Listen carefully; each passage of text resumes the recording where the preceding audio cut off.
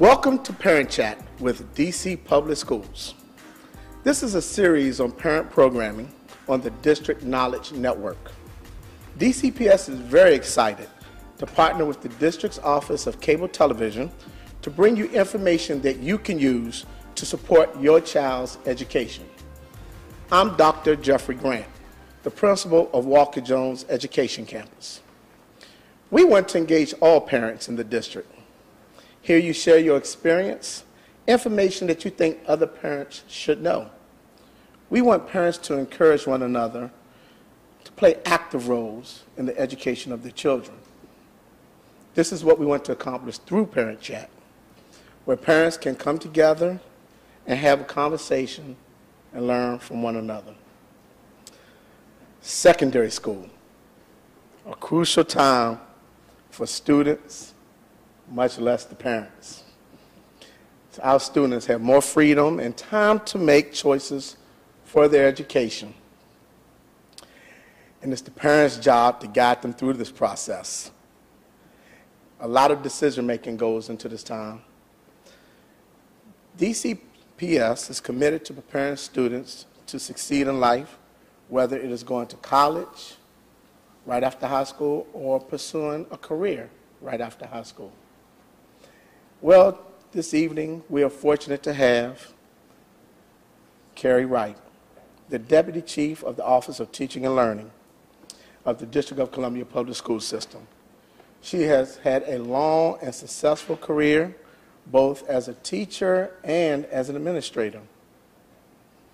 Let's welcome Carey Wright. Thank you. Thank you. Well, I'm glad to be here this evening. I wanted to engage you in some conversation. We've been working on developing a secondary school transformation plan. And as that, we've been looking at what we can do to improve our middle schools and our high schools.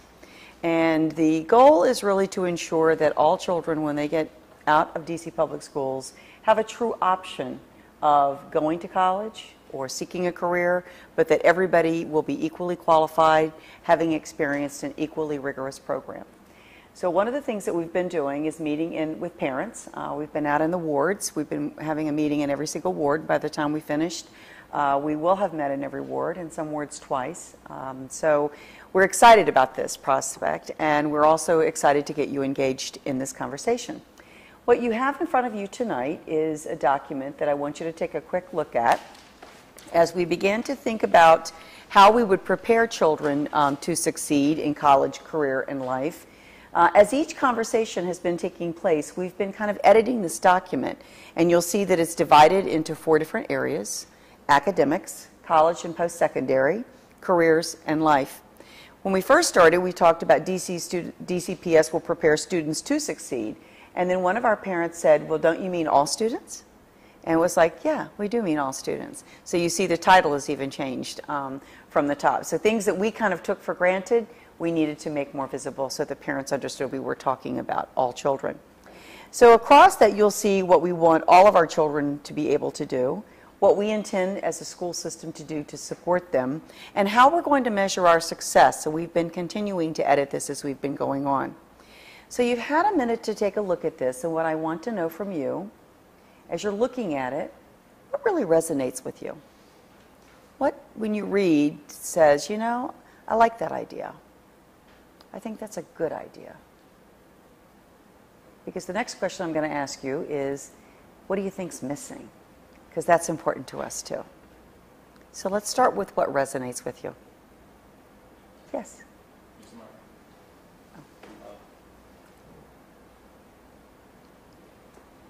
I like the phrase in that first box, habits of mind. Mm-hmm. And the reason is that I have some trepidation about a lot of the test-driven stuff, mm-hmm. and the tendency, not just here but all over the country, to kind of teach to the test. Mm-hmm. Habits of mind, to me, says that we're about helping kids learn how to learn. Mm-hmm. So I was very glad to see that in there. Thank you. What does habits of mind mean to anyone else when you think about that? What are the words that come to your mind when you think of habits of mind? I was asked before what if there was one thing I would want for my children to be when they graduated from DCPS, what would that one word be? And the word I chose was a thinker, because I think if they get that critical piece, that they will be able to thrive in whatever they choose to pursue. And so when I think of habits of mind, I also think of that being synonymous almost with habits of mind. Very good. Yes, sir, you had your hand up. What resonated with you? Two things. One on habits of mind. My hope is that my children, when they come out, question, are creative in questioning. Is there a better way of doing things rather than just accepting this how something's going to be done? Hopefully they'll be successful in their careers and in life ventures by doing things differently or creative. I like the cross-section of goals or opportunities we're trying to give our kids. We're trying to give them activities beyond academics, internships in a work world, academics absolutely, and achieving. You are tested. There are goals and goals. So I like that there's a cross-section of activities, internships, so you can be ready for careers and/or the other activities you're doing in your life, whether it's music or athletics, arts, what have you. I'm glad you said that, because one of the things that we were thinking about as we started on this venture was a lot of times parents and community and school system people think first of academics. And then when you're stepping back and you're thinking about what is it that we want for children, what is the kind of product, if you will, when they walk across that stage that we're looking for. And it is somebody that can think and that can be that critical thinker and be the person that challenges a little bit. And so what is it going to take as we create this school culture to create an environment, and what is it we can be offering children skill-wise that's going to get them there? One parent mentioned in one of our meetings, I want my child to be very resilient. And we often overlook those kinds of things when we talk about that stick-to-itiveness, because life's not always easy. So when life doesn't get easy, we want kids to be able to stick to it and think about what would I do next. So those are some, you're lifting up some things too that that have been certainly been recognized before. Yes.